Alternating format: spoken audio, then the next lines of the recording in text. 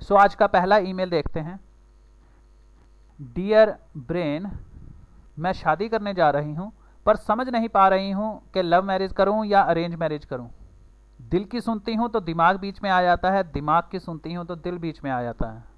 अब ये सवाल मैं आपके सामने रखती हूँ, जो भी आप कहेंगे मैं वो करूँगी। अपने शब्दों का जादू जरा मुझ पर भी चलाएं। बारिश कपूर। देखो बारिश, व्यक्तिगत तौर पर मैं विवाह के पक्ष में नहीं हूं, लेकिन अगर तुम्हें शादी करनी है तो याद रखो शादी सिर्फ एक ही तरह की होती है, अरेंज मैरिज। तो अरेंज मैरिज करो and let it be fully arranged.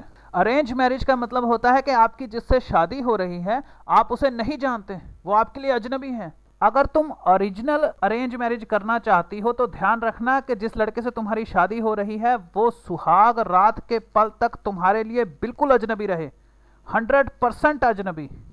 आजकल देखने में आया है कि लड़का लड़की एंगेजमेंट करने के बाद जब उनका रिश्ता तय हो जाता है तो एक दूसरे के साथ फ़ोन पर बातें करते हैं, एक दूसरे के साथ घूमने जाते हैं, बाहर मिलते हैं।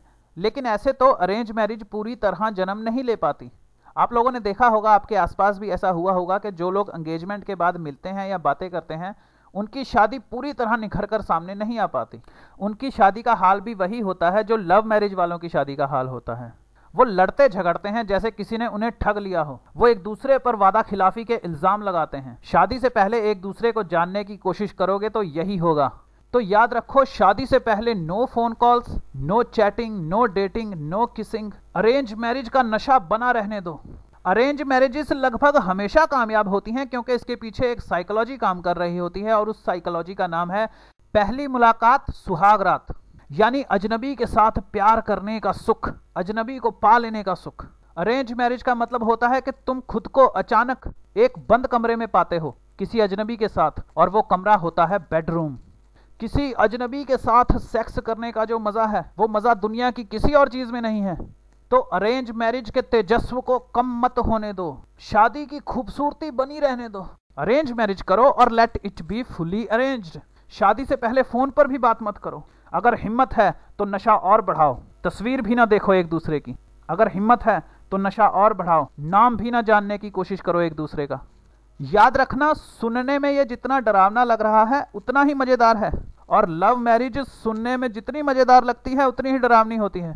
आप उस एक्साइटमेंट का अंदाजा लगा सकते हैं जो सुहागरात के कमरे में जाते हुए आपको होगी। वो उत्तेजना, वो दंत मंथन, तुम अपने जीवन साथी को पहली बार बंद कमरे में बिस्तर पर ही देखते हो। Isn't it so sexy? जरा सोचो, वो सरप्राइज गिफ्ट खोलने का आश्चर्य, वो अचरज। अरेंज मैरिज के सस्पेंस के सामने, अरेंज मैरिज की अनभिज्ञता के सामने प्रेम विवाह लव मैरिज कितना छोटा हो जाता है, कितना लुप्त हो जाता है। मैं प्रेम का जबरदस्त पक्षधर हूं, मगर मैं प्रेम विवाह के पक्ष में नहीं हूं। अगर विवाह ही करना है तो अरेंज मैरिज करो, प्यार करो, खूब प्यार करो लोगों से, शादी मत करो। अगर करनी है तो फिर अरेंज मैरिज करो। ज्यादातर लोगों को लगता है कि लव मैरिज एक नया फैशन है। नहीं, उल्टा अरेंज मैरिज एक नया फैशन है। पिछले 20 लाख सालों में जब हम गुफाओं में रहते थे और नंगे हुआ करके जंगलों में इधर उधर भागते फिरते थे, तब अरेंज मैरिजेस कहाँ होती थी? तब लव मैरिजेस ही होती थी कि लड़का गाय का शिकार करता हुआ चला जा रहा है, लड़की बकरी का शिकार करती हुई आ रही है, दोनों नदी के किनारे मिले, दोनों के भाले आपस में टकराए, अखियां लड़ी हो गई लव मैरिज। तो तुम लोग कैमरे पर या टीवी पर नंगे होकर ज्यादा खुश मत होवो। पहले हम नंगे ही घूमते थे। कपड़े पहनना मॉडर्न एक्टिविटी है, नए जमाने का नया फैशन है। पहले हम लोग लव मैरिजेस ही करते थे। अरेंज मैरिज करना मॉडर्न एक्टिविटी है, नए जमाने का नया फैशन है। अरेंज मैरिज सदियों के मनोविज्ञान का निचोड़ है। हमारे पूर्वज हमसे बड़े साइकोलॉजिस्ट थे, मनोवैज्ञानिक थे। हमारे पूर्वज जानते थे कि प्रेम एक कमजोर और पल पल बदलने वाली भावना है, और अगर हम शादी में से प्यार निकाल दें तो रिश्ता ऐसा मजबूत होगा कि 7 जन्मों तक ना टूटे। इसीलिए पुराने लोगों ने पहली मुलाकात सुहागरात के विचार को सही समझा, और वो सही साबित हुआ। जिस मुलाकात की शुरुआत ही सेक्स से हुई हो, अंतरिम सुख से हुई हो, वो मुलाकात कभी खत्म नहीं होती। पहली मुलाकात में ही दोनों की ईगो मर जाती है, अहंकार मर जाता है। अरेंज मैरिज में पहले तुम एक दूसरे को संपूर्णता से पा लेते हो, एक दूसरे को अंतरिम छोर तक समझ चुके होते हो, फिर तुम यात्रा शुरू करते हो। और लव मैरिज क्या है? झूठ और अहंकार का खेल। कि कहीं सामने वाला खो ना जाए, इस चक्कर में तुम झूठ पर झूठ बोलते चले जाते हो। कभी एक दूसरे की बाहों में बैठते ही नहीं। तुम्हारी तो दौड़ लगी होती है शादी की तरफ कि बस लव मैरिज हो जाए किसी तरह से। कभी एक दूसरे को समझने का वक्त ही नहीं निकाल पाते तुम। और अरेंज मैरिज में पहले तुम पीते हो एक दूसरे को। शिवलिंग हमें यही सूत्र समझा रहा है। शिवलिंग एक सेक्स सिंबल है। वो योनि और लिंग यानी वेजिना और पीनस का निशान है जो आपस में मिले हुए हैं। खैर, शिवलिंग पर चर्चा शिव सिद्धि की क्लासेस में जाकर करेंगे, फिलहाल हम इसी मामले पर रहें। मैं फर्स्ट डेट फक को गलत नहीं समझता। अगर आपका कोई फेसबुक पर या किसी सोशल नेटवर्क के जरिए कोई प्रेम बन गया है तो पहली मुलाकात पर मिलते ही सेक्स करो। आप अंदाज़ा लगा लेंगे कि आप इस रिश्ते को आगे बढ़ाना चाहते हैं या नहीं चाहते हैं। हाँ, ये सुरक्षित होगा या नहीं ये जांचना आपकी अपनी जिम्मेवारी है। लेकिन अरेंज मैरिज एक एडवेंचर है। मैं कहता हूँ कूद जाओ, फांद जाओ इस दीवार को, बिना इस बात की परवाह किए कि दीवार के उस पार खाई है या कुआं, क्या फ़र्क पड़ता है। और अगर तुम्हें लगता है कि किसी को देख कर परख कर कुछ महीने या कुछ साल उसके साथ बिताने के बाद उससे शादी करनी चाहिए तो ये भी करके देख लो।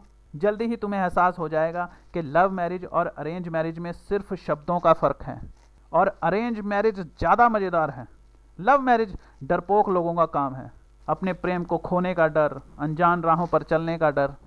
प्यार और शादी दोनों ही बड़ी सुंदर घटनाएं हैं, पर दोनों एक साथ ना ही घटें तो अच्छा है। प्यार तुम्हें कई लोगों से कर लेना चाहिए। प्यार में लड़ो, रोवो, चीखो, चिल्लाओ, शिकायतें करो, शक करो, धोखे दो, अपने बॉयफ्रेंड की पीठ पीछे दूसरे लड़कों के साथ रंगरलियां मनाओ। प्यार ऐसे ही होता है। लेकिन दूसरी तरफ शादी एक समझौता है, जिम्मेदारियों का, कर्तव्यों का समझौता। यहाँ आप लड़ नहीं सकते, आपको सहना पड़ेगा। आप रो नहीं सकते, आपको महसूसना पड़ेगा। आप शिकायत नहीं कर सकते, आपको झेलना पड़ेगा। आप धोखा नहीं दे सकते, आपको इसे पालना पड़ेगा। प्यार करना बड़ा आसान है और विवाह करना बड़ा मुश्किल है। इसीलिए कोई हैरानी नहीं कि हर कोई प्यार करना चाहता है, क्योंकि हर कोई आसान काम ही करना चाहता है। प्यार बचपना है और शादी प्रौढ़ता है, मैच्योरिटी है। प्रौढ़ता से बड़ा और कोई सुख नहीं है इस दुनिया में। प्यार का क्या है? प्यार तो पूरब से उगता है, तपता है और शाम को पश्चिम में डूब मरता है।